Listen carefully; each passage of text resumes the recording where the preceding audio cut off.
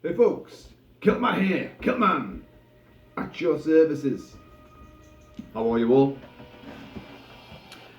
Hope you're doing very well. Kilt-Man is overdressed for sitting here in the kitchen. Yes, no, I'm actually about to be going out. That's the thing. Do you guys ever do this? You've got to go out, you're meeting someone, you're going to have a few drinky poos, yes, but it's lashing down with rain. And it's one of those occasions where, are you ready? Oh, I'm not ready yet. Oh, another half hour. That half hour becomes an hour. So now, are you leaving yet? Oh, I'm leaving soon. It's one of those where, just, look, I'll be there for a while. Just, you come down when you're ready. So my message was, well, I'll wait for the rain to ease off, just a wee bit. The rain has not eased off. Not by any stretch of the imagination. In fact, it's only got heavier. Now, being a seasoned veteran of very, very inclement weather, frequently wearing stuff very similar to this, I should just go, fuck it, I'm going anyway, doesn't matter. But in those days, my hair was actually shorter than it appears to be now.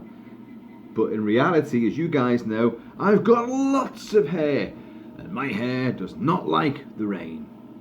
Well, actually, I think my hair loves the rain. It just sucks it all up and then goes whoosh, into a big, massive hair bear bunch extravaganza of follicle excess. But I don't like that. So, and because I can't get a lift, and I don't like asking for lifts anyway, I like to just hoof things, under my own steam. So I've just said, well, I'll kind of wait, just see how it eases off. So whilst I've been waiting for it to ease off, because I've been saying to you, it's Halloween, and of course I'm really buzzing with that seasonal festival of Samhain, sort of flavour, that vibe, that groove, that gory, ghoulish groove running through my veins. I've been playing lots of little bits of horror music, and I stumbled upon Halloween 4, the return of Michael Myers. Yeah, I've discussed Halloween and Halloween 2, Halloween 3 even many, many times, and obviously Halloween 2018. I haven't really touched on the other films in the series, for some very good reasons. Most of them are shit. But I do have a real sort of affection for Halloween 4. Yes, Danielle Harris, the whole Jamie Lloyd character, and I do like it. I think it's a good fright movie. It's got a great soundtrack, which is what I'm coming to now. I've been playing little snippets of music and my own little random playlist of horror tunes, and I did stumble across this. Now, Alan Howarth did the score for this. Alan Howarth was a long-time collaborator with John Carpenter, worked on many of his movies, and he's one of the prime movers and shakers of getting a lot of the expanded scores all sort of remixed and redone by Alan Howarth, kind of without John Carpenter's actual involvement in it, but no actual physical, playing any keyboards or, mixing any sort of, sound systems together. It's been Alan Howarth, and he's done quite a few of them, and they've, by and large, been amazing. I've loved them. And his expanded score for Halloween 4, The Return of Michael Myers, is a thing of bounteous joy, I have to say. Halloween 4, George P. Wilbur plays Michael Myers. Plays him pretty well. He's quite savage. There's a hefty body count in it. It's not as bloody as you might like it to be. Originally, it was going to be a lot bloodier, and they did film a lot gorier sequences, but they were ended up getting sliced out. But the film is a great, suspense one, and it's got a couple of really majestic moments in it. One of them is, of course, when Donald Pleasance and Jamie and whoever the other fucking person is, I can't remember, I think it's her mother, I don't know, I can't remember. They get out the car and they see Michael Myers come towards them. Like that. Go on, go! And he's there, Loomis is there with the gun, and all of a sudden another Michael Myers comes out, and another one, and they're surrounded. Now, when I first saw that movie, and incidentally, it's one of the first dates I actually had with what would become Mrs. Kilt-Man, and I took her to see it. And in the UK, we got the film quite a bit later than you'd got in the States. It came out in 1988. Well, we didn't get it here till 1989, which is when I started going out with the soon-to-be Mrs. Kilt-Man. And when that sequence come on, I remember being absolutely jolted by it. Nowadays, you'd have known that was coming because it had been massively foretold, and spoilers were being given out in online forums and on magazines and that. Like, you didn't know it was coming. But that sequence there, I was like, shit! And for a good split second, I thought, oh my god, what's happening? And then it dawned on me, and of course, it's just kids playing pranks in the boiler suit and the William Shatner shape mask. And it was great. It was a great moment, though. And I do like the film. I think it's got a lot of action and kills and plenty of suspense. After it, Halloween 5, Halloween 6, H2O, God, it just, a resurrection, it just falls to pieces.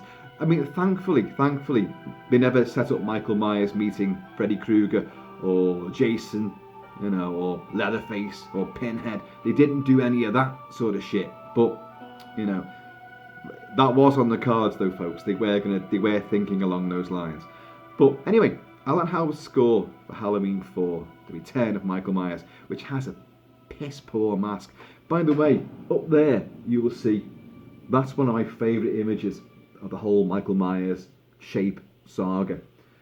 And what you're seeing there, that is pretty much the poster or part of the poster for Halloween 4, The Return of Michael Myers. But that mask, as you see it there, is not the mask he's wearing in Halloween 4. That's the mask from Halloween 2. That image there, take the knife away from it, that image there is from Halloween 2 with Dick Warlock playing the shape. I've covered the film, I've covered the music, and I've covered the mask from that movie, because I have it. You know this. But that is part of the poster for Halloween 4. The mask itself for Halloween 4 is a crock of shit.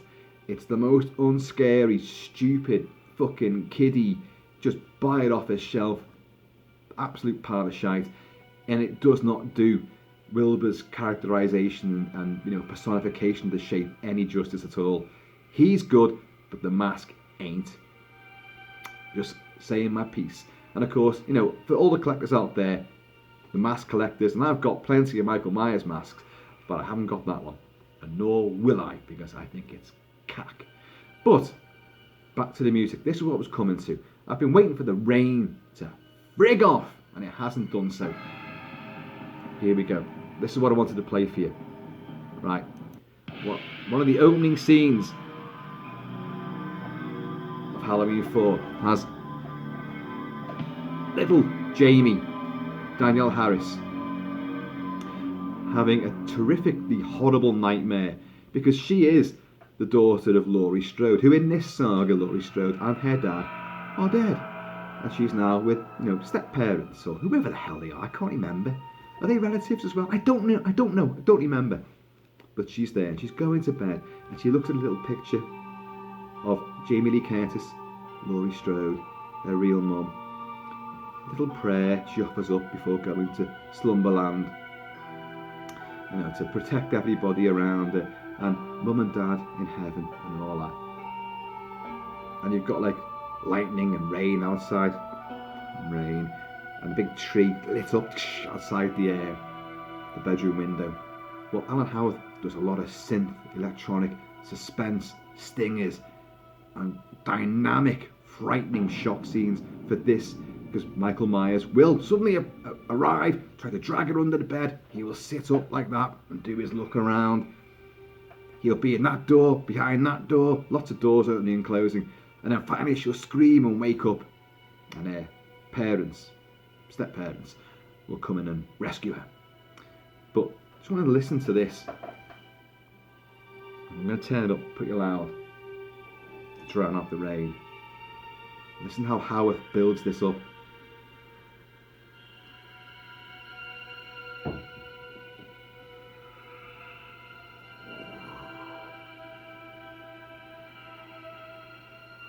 Glacial synth, sustained lines,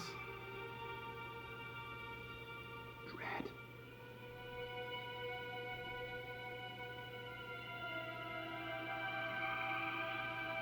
Love that.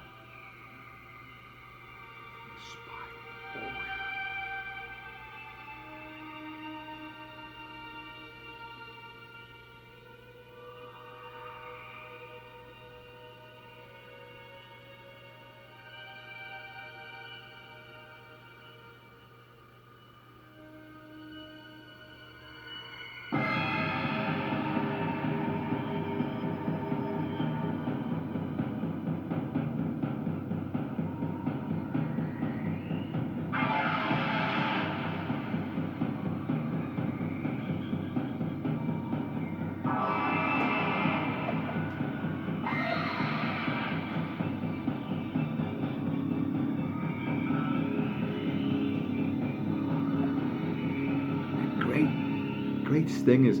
He learnt this thing with John Carpenter. Fog, Escape from New York, Halloween, The Thing. He learned the craft of what Carpenter was doing with these jarring stingers.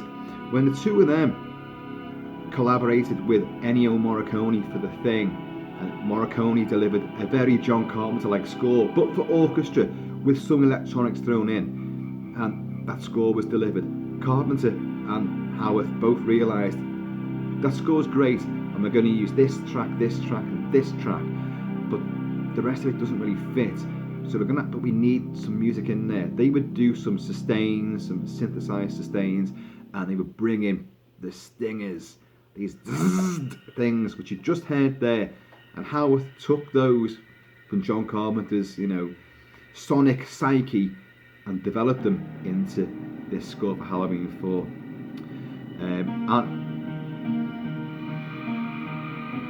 And he plays around with the main theme.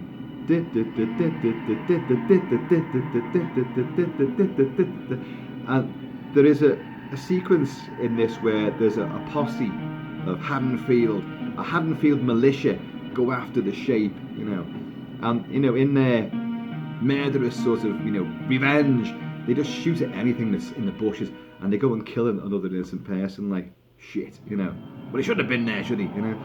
Lurking in the fucking shrubbery. Serves him right. And of course they will blow Michael Myers to bits, and he falls down the hidden mine shaft thing.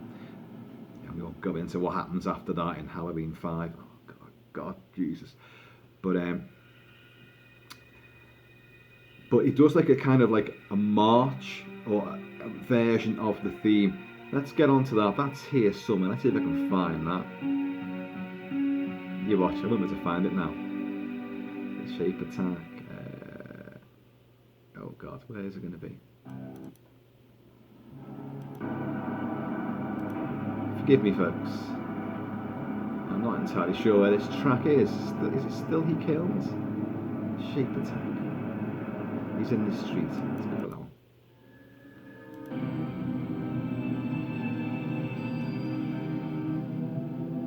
See, this is where planning comes in.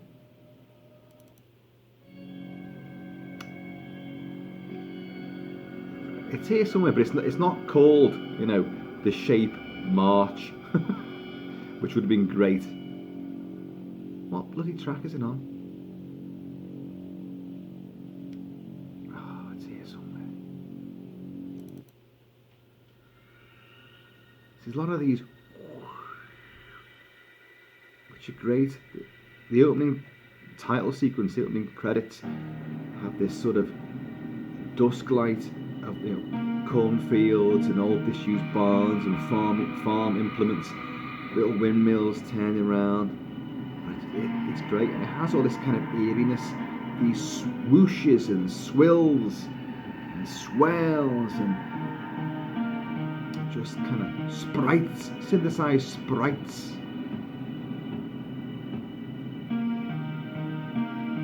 But I can't find.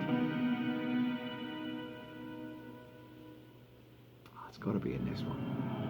But I do love this score. Is quite powerful, and these.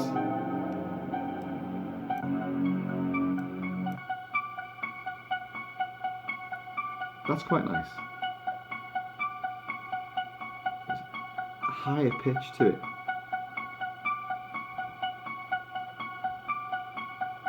almost like, you know, ice melting, you know, from, you know, canopy, the drips of ice melting.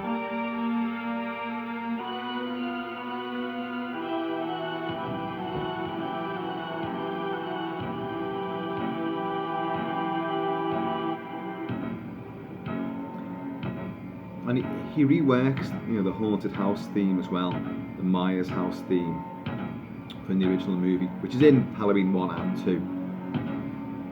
And because Halloween 2, the score for that, he worked a hell of a lot on Halloween 2. And I love that score. That's very powerful, very electronic, very the main theme and the suspense elements are lifted to an almost clinical level. Clinical because it's mainly set in Haddonfield Memorial Hospital. And you get the sort of the effect of heart monitors and, you know, computerized, you know, machinery looking after people.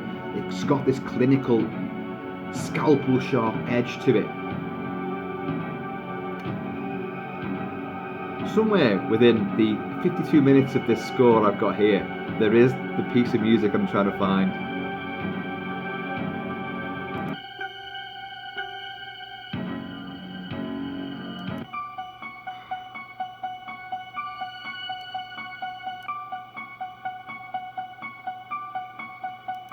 Or did I dream it?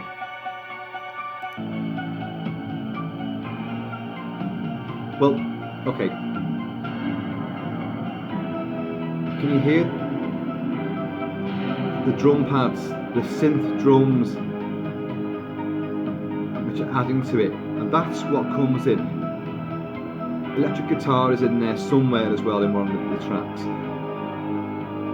But you have these drum pads as well, which is a typical 80s element.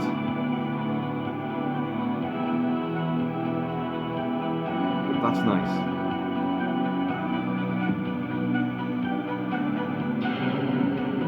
Stinger. It's like someone just sneezed an anvil out their nostrils. Clang! Another one.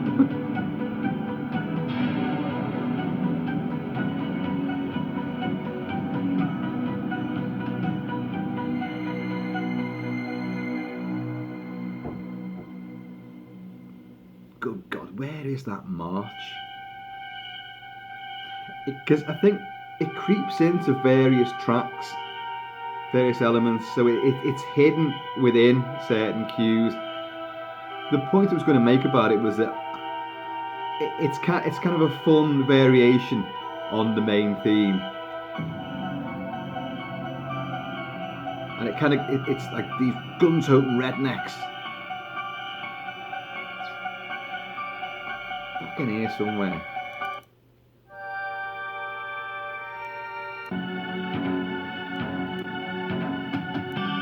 Oh yeah.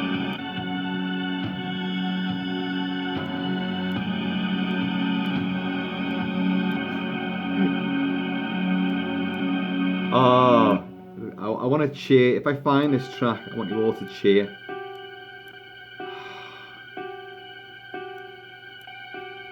For God's sake.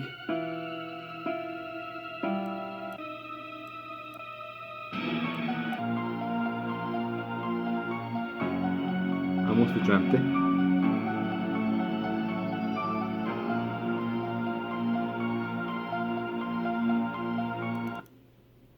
I've never done anything like this.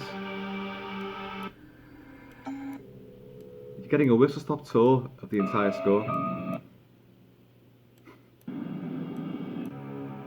Oh, you know what? These are good bits as well, like sort of like gas, steam escaping. Again, that sounds very akin to maybe the finale of Halloween 2. Loomis is there, they're turning on the oxygen and all that, like, you know, and like Laurie's just shot out both eyeballs of Michael Myers. Her brother and like Loomis has been stabbed and he's going, get out now. Donald Pleasance's trying to do his American accent and it works, you know. I think it's great. One of the greatest characters in horror is Dr. Sam Loomis. He's as creepy as the shape, certainly. Where the fuck is this track?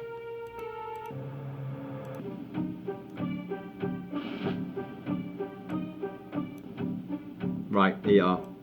This is in the middle of a track called In the Shadows.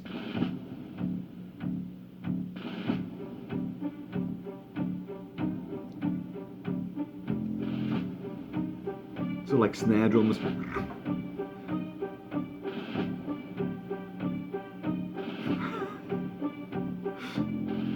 I hope you think it was worth waiting for. It's just an unusual slant on the theme that we all know so well.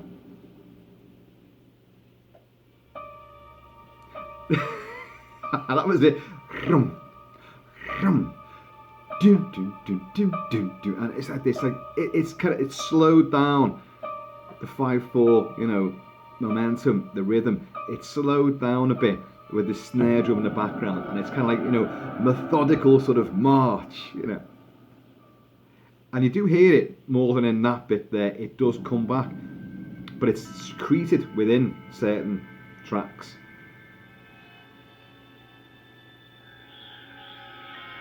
Listen to all this. Some sort of like ethereal, you know, siren warbling in a synthesized, you know, cloudburst. That's a bird taking off from like some kind of telegraph wire.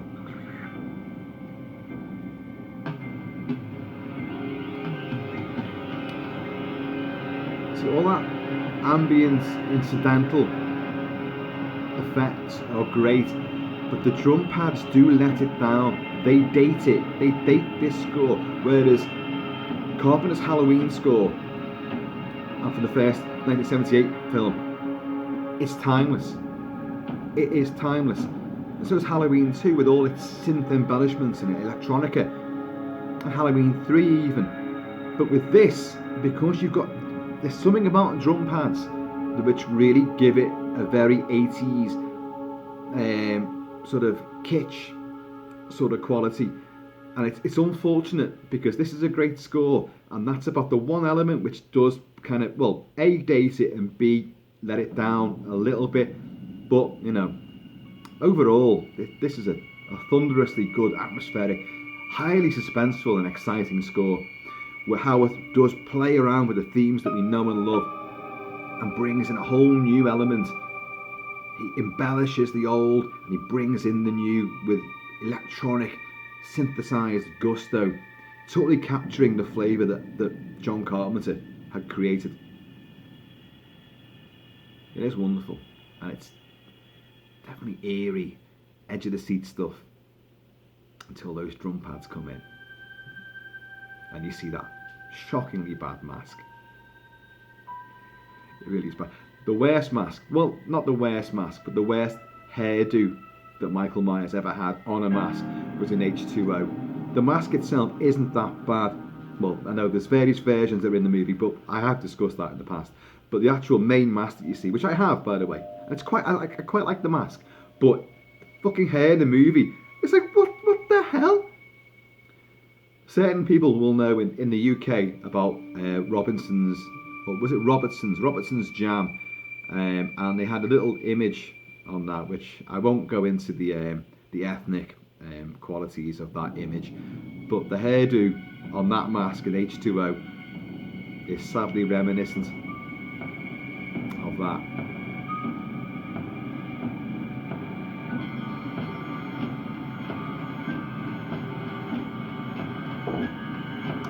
That clock is telling me that I am now late. I've never been late before.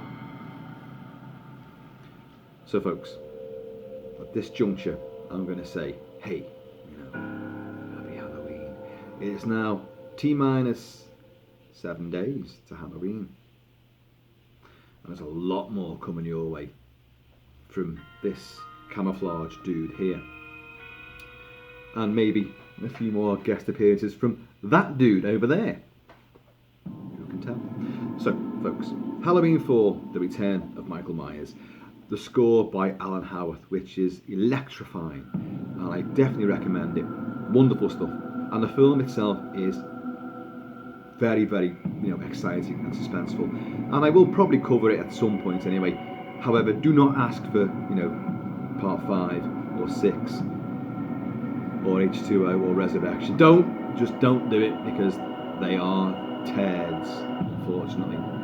So, in the meantime, and that shape-filled in-between time, you guys, keep it kilted, keep it Celtic. And for God's sake, just be yourselves. And I'm going to see you all